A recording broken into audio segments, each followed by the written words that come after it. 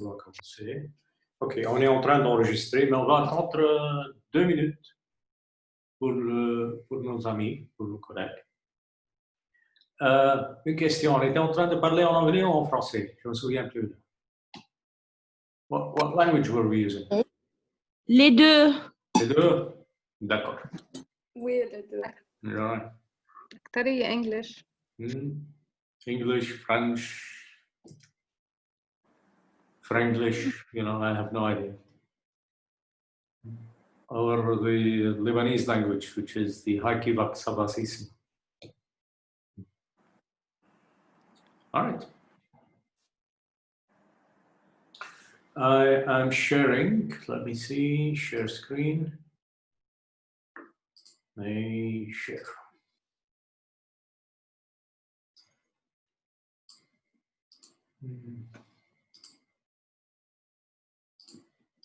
And this is what are this? Oh, please let me in. Should be the title of the song.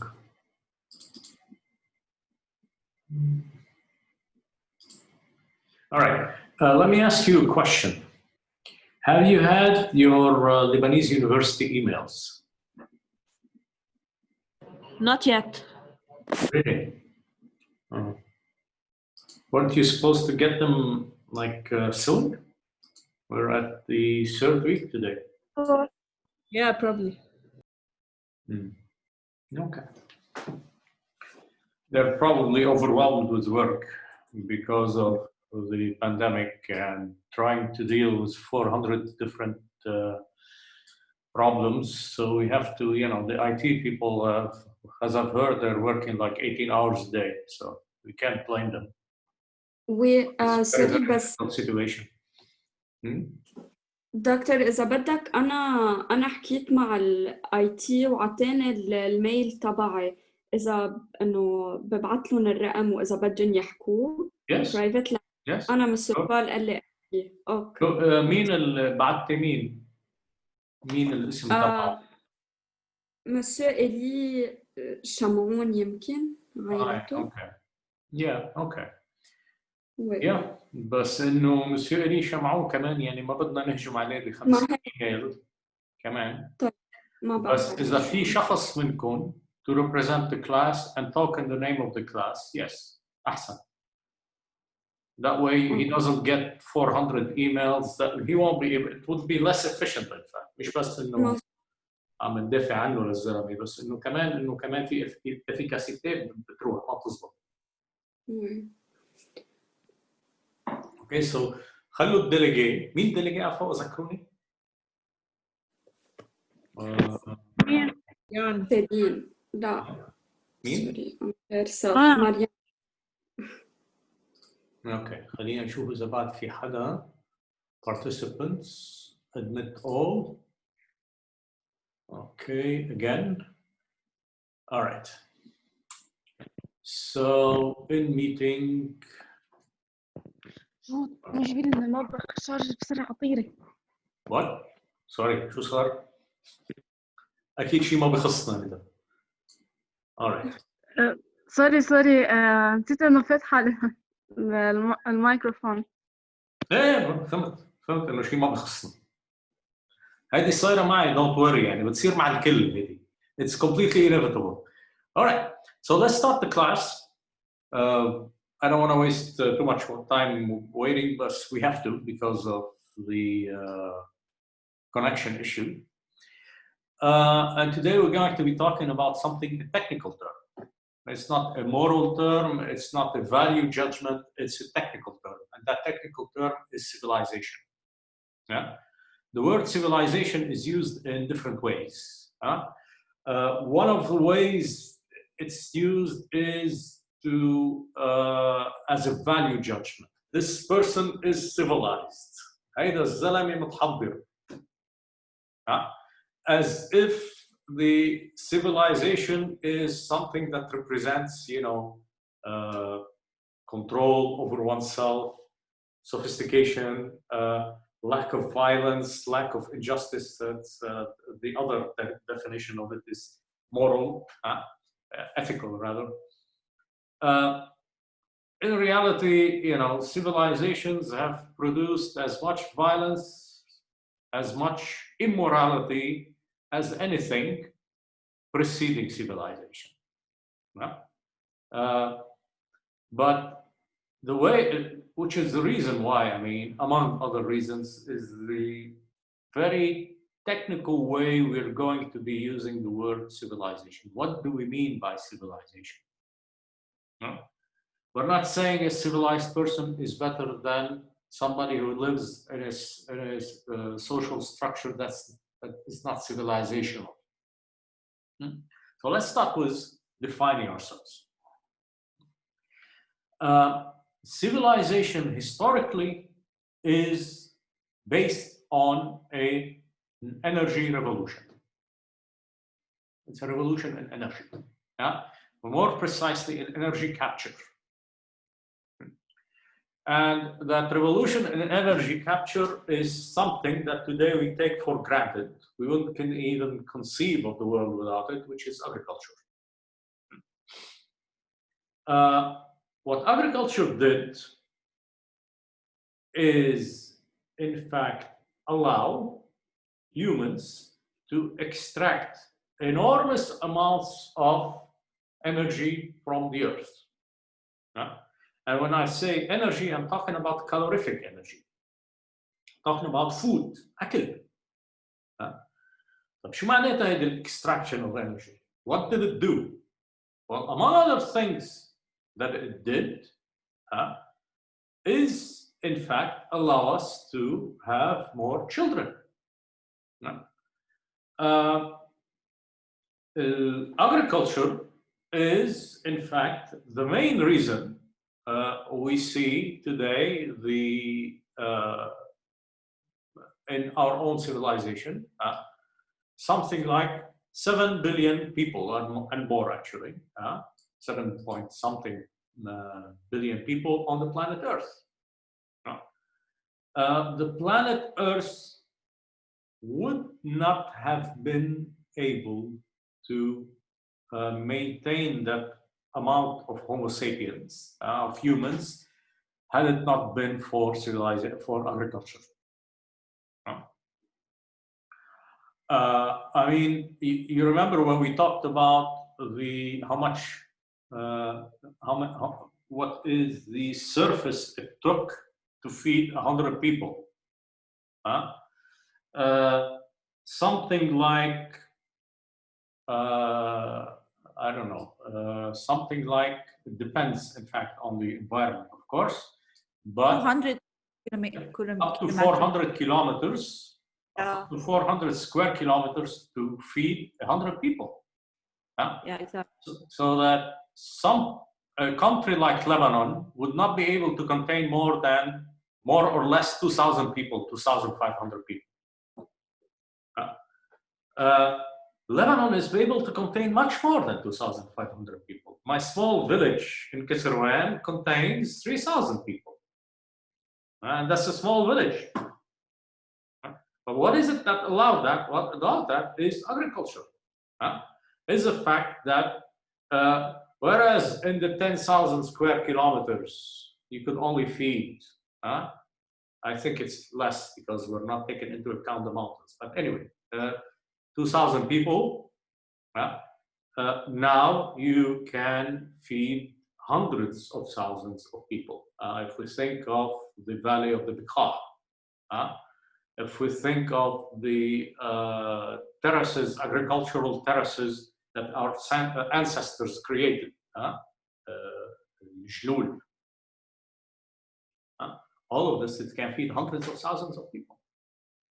So, first thing it allowed is this explosion of population. Now, this explosion of population, in fact, organized itself because in the particular way it organized itself because of agriculture. It could have, perhaps, I don't think so, but perhaps it could have organized itself differently. Why did it organize itself in the particular way that we call that we see in civilizations? Civilizations such as China, civilizations such as India, civilizations such as the Mesoamericas. You know, why did it organize itself that way? دكتور بس بدهم يفوتوا What? في students بدهم يفوتوا please. Yeah, what? They're already in. Thank you, Neil. So why did it organize itself in that way? In the way that we see civilization organizing itself? Well, the first thing is that one of the first aspects of civilization is sedentarism. And sedentarism is the fact that we, in opposition to our very intelligent ancestors, such as the Cro-Magnons, for instance, we stay in one place. Why? Well, it's very easy. Agriculture implies a investment in labor. Investment in labor, you're working very hard to make that piece of land produce food. So what does this investment in labor imply? What implies, among other things, is that you have to protect your investment in labor. You have to stay there in order to protect the food that your labor is producing. So you stay there. The other element of this is that the domestication of animals contributed to this. Domestication of animals implied, among other things, the need for sedentarism. So what we see is, in fact, people staying in the same place, and this is a long process. It didn't occur. The passage from what's called sedentism towards sedentarism is a long passage. It took thousands of years. But eventually, it produced cities, places such as Ur, Uruk, Lagash, Nineveh, etc. And what this did is, among other things, is that this way of life progressively, and is still progressively today, replacing the agriculture, the hunter-gathering ways of life. When I say it's still today, I'll explain it to you.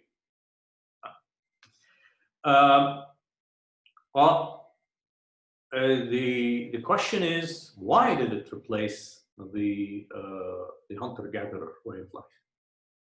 Maybe one counterintuitive fact. I might have told you before that people in the Paleolithic, an average height تبعهم was something like 1.70 meters, 1.72 meters, 1.73 meters. You know, it was about 1.70 meters. Whereas the average height of a Lebanese peasant in the 19th century, I would say, and I don't want to reference any particular studies, but from the pictures I see, and it's a very impressionistic estimate. I don't take it to be too precise, but I would say about 1.50 meters. Our ancestors were shorter than we are, and they were shorter than the people of the Paleolithic, which lived 20,000, 30,000, 50,000 years before them. Why? Well, because they ate less. The quality of their food was lesser than the quality of the food of the Cro-Magnons, for instance. So why, if the quality of your food is now lesser, would you abandon agriculture and, would you abandon hunting gathering and go into agriculture? Well, the thing is there is, in effect, several elements that might explain this. One of these elements is the atmospheric, the Holocene, the atmospheric change that occurred about 12,000 years ago. This atmospheric change, what it implied is that in certain regions of the world, including regions such as Mesopotamia, what we call Mesopotamia today, there was, in fact, a problem of extinction or increased rarity of hunted animals, of prey, forcing the population towards agriculture. But there is also something what might be described as the ratchet effect, something that once it advances cannot go back. The thing is that the passage towards agriculture was progressive. The first agriculturalists combined both hunting and agriculture. In, for instance, Shatar Uyuk, a small village, also a big village, sorry, in Mesopotamia, in Asia Minor, what's today Turkey. They combined both hunting and primitive forms of agriculture. But once you enter into that system, you have a problem. And the problem is that you're able to feed more children. Being able to feed more children, you are able to procreate. Being able to procreate, what it means is that in order to feed more children, even more children, the region that you are now planting, that you are now using for agriculture, must grow stronger, must grow bigger. And as these regions grow bigger, you're placing more and more pressure on animals, on the environment, on the natural environment, leading to an increased rarity in prey. This increased rarity in prey forces you to rely more and more on agriculture. So agriculture leads to rarity of prey. Because there's not enough prey, you have a circular effect which said that you need more agriculture.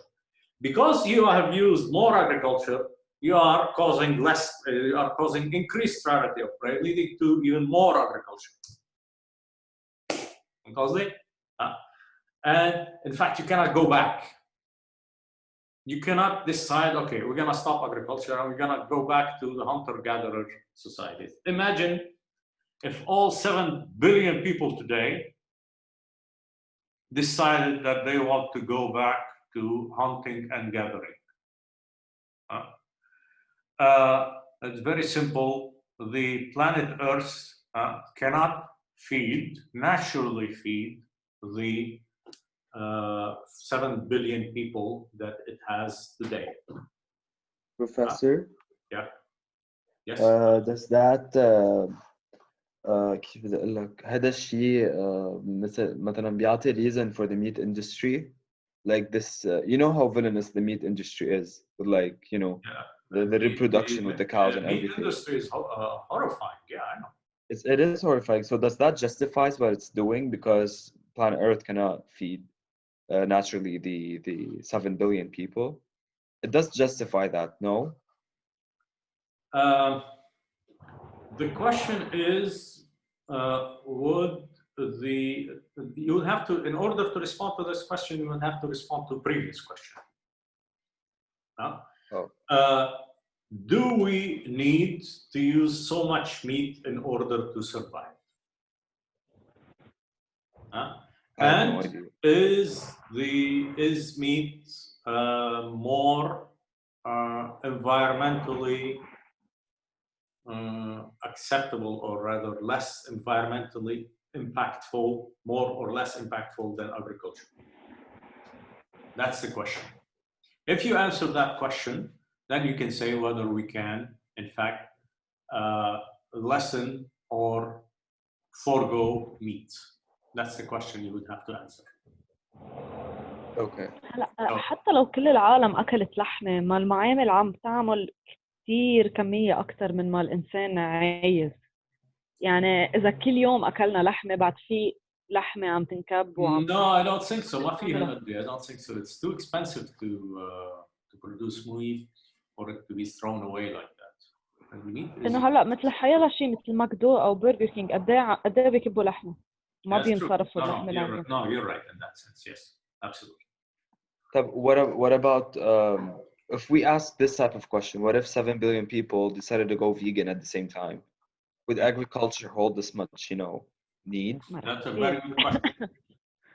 Like I asked myself answer this is question. no, though it wouldn't be so impactful. Exactly. The answer is that no. The medical answer is that it seems that a vegan lifestyle is less healthy for humans than a lifestyle that contains meat. Thank you. I don't like vegans. I'm just trying to prove a point. No, I mean, even vegetarian and not just vegan. Even vegetarian lifestyle today, that's the latest studies, and these studies are self-correcting all the time.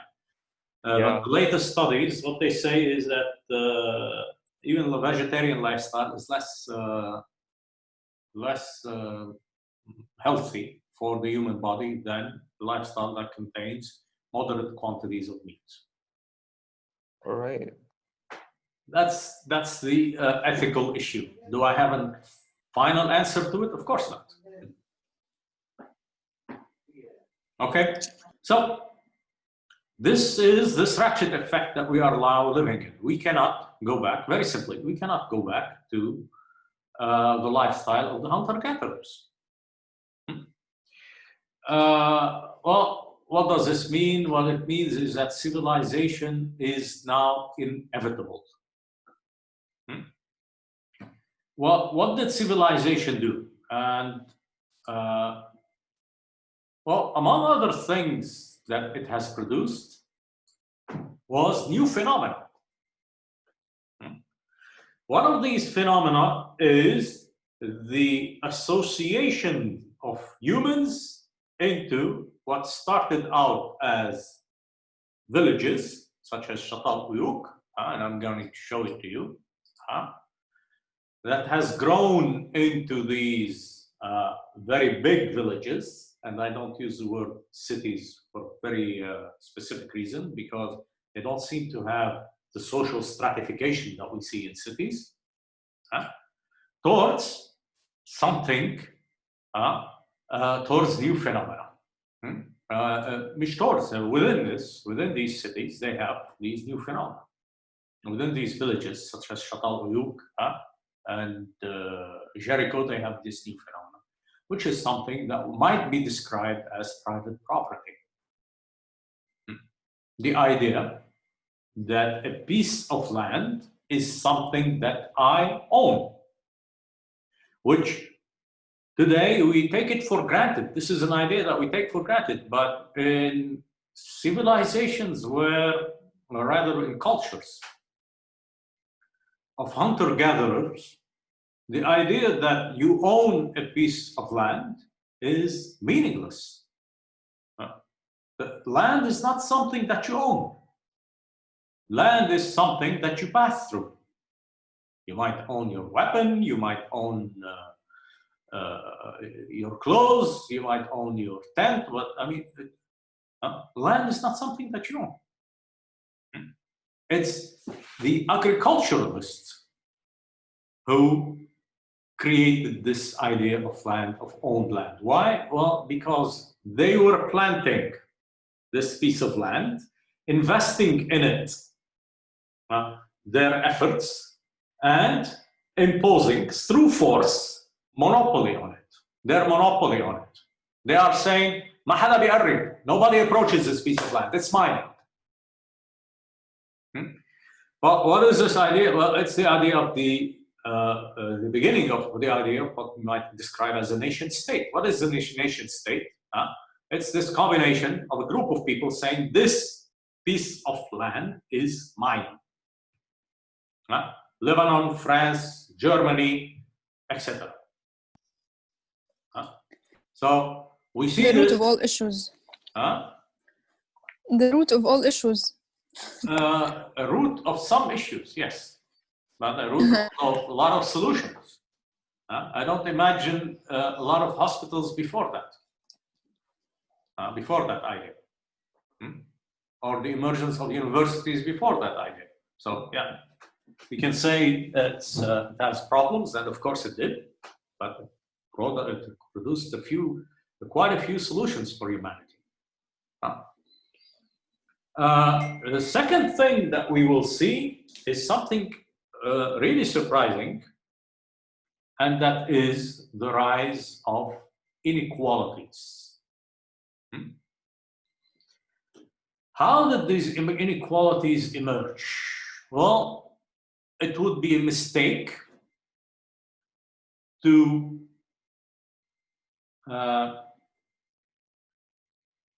think that the function of these inequalities is the reason why they emerged.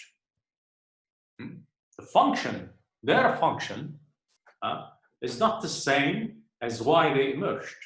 I'll explain myself. What is their function? What is the function of inequality? Well, one of the functions of inequality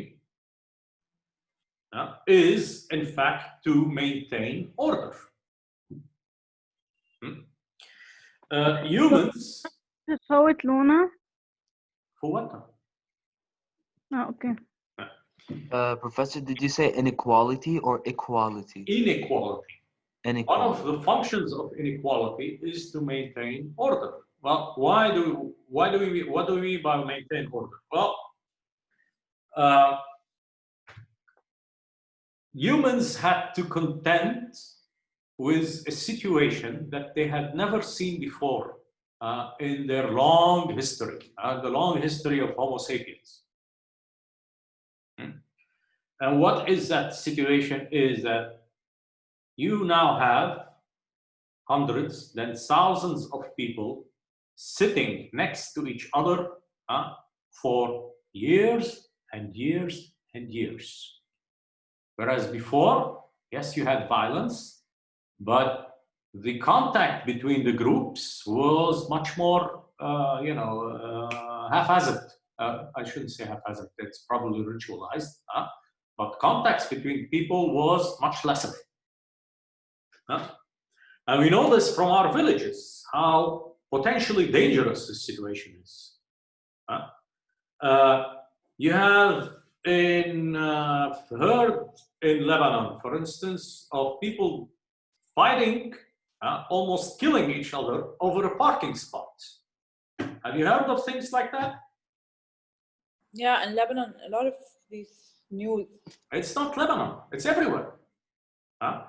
You have people fighting over, I'll tell you, in some of our villages, actual battles, and I'm referring to something I know from my village, an actual battle that occurred because of fig tree. One fig tree almost caused people to die. And this isn't unique to my village. It's in every village in Lebanon. We know this. Nobody, there's not a Lebanese who has some origins in some village that will not tell you this kind of stories, these kinds of stories. And probably the same in Quebec, the same in Canada, the same in Montreal, it's everywhere. We have then to deal with this issue of violence, the potential of violence. Well, how did these humans deal with it? The very efficient way of dealing with it was the emergence of the state. The state emerged, and one of the functions it played was, in effect, as a means of avoiding violence. It's basically its main function. شو الشغل تبع الدولة؟ It's to wait, to take monopoly over violence and avoid the fall into violence, vengeance, counter-vengeance, the spread through the links of, solidarity, and the collapse of this group into a war of all against all. I have a question. Yes, go. You said the government monopolizes over violence. What about the governments that are built on violence? Isn't that ironic? Or like, doesn't that create a paradox? What do you mean, the governments that are built on violence? Let's say, let's say like if there's a government who's built on corruption or like assassinations, and then this government was made because of that. Let's say the government. You see that a lot in history. You see that a lot in history.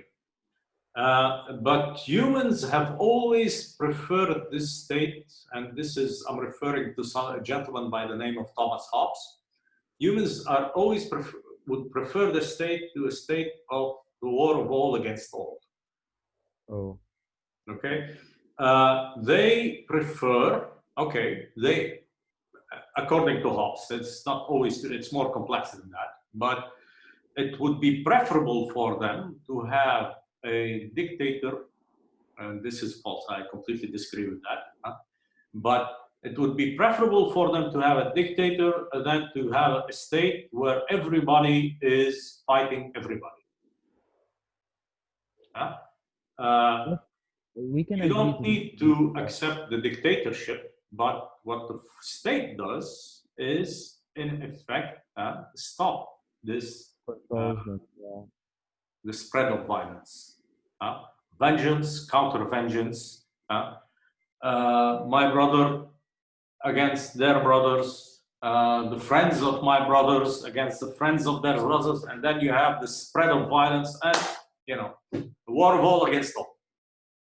Because even the groups fighting against each other, they will tend, as the progression of violence increases, they will tend to fragment into smaller and smaller pieces.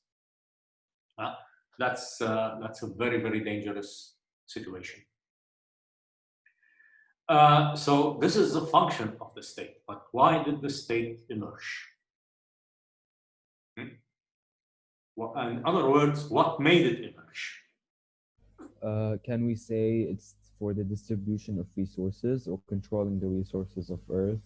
Absolutely, it's possible. But then you would have to ask yourself the following question. You have 100 people sitting on a table. Okay? How do you convince 99 of them to give their food to one person, and that one person redistribute to the others? Why would you do that? What you would say, okay, somebody would say, okay, give to me, and I will redistribute. What will the others say? No, why should I give to you? No, I'll take it and I'll redistribute. Why should you accept, in other words, why would you accept a king to be your superior? We're talking before all the acts of propaganda, etc. Why would you accept that? بس كان في ناس بوقتها sorry عبد. Yes, go on. Go ahead. اوكي بس كان ناس بوقتها مستضعفه اكثر من ناس. لما انا حدا اكون كثير قوي اجي اخذ اكل غيري فور اكزامبل بلا ما يقدر يعمل لي شيء اند ريتيرن. عظيم. كان في حدا لازم بين هيدا الشيء. قديش عضلاته مفتولين. Exactly, it's power. When you show them that you have power, then everyone's going to bow to you. Okay, but and this is the question that Thomas Hobbes addresses directly. You should read this Leviathan. No matter how strong you are. Sorry, Dr. Thomas. The difference. Sorry. Thomas what? Thomas Hobbes. Hobbes, all right. No matter how strong you are, the difference between the strongest and the weakest human is not big enough. He's exaggerating a bit, but it's more or less true. Is not big enough that the weakest is not able to kill the strongest in some way. By power, I mean not physical power. بينطروا You know what I mean? بالليل بينطروا سكينة بظهره. Well, isn't that a different case? Because No, I'm that's not not a mean different power as in physical. What power, Yeah, like my physical, definition of power is like إنه حدا عم بيحكي, like just people listen to you. You convince them. Your power your power is in your words and it's in your convincing. It's how you talk to people. It's how you communicate. That would be it's the sophists and the Greeks, by the way, would agree with you. Oh, cool. The Greeks Because, like, would agree with you that when talking people, is a good way to convince people of your power. Exactly. Leadership, basically, if I'm not mistaken. If I'm here It's what they called rhetoric. The sophists call rhetoric. Okay. It's true. It's a good way, but that doesn't explain it.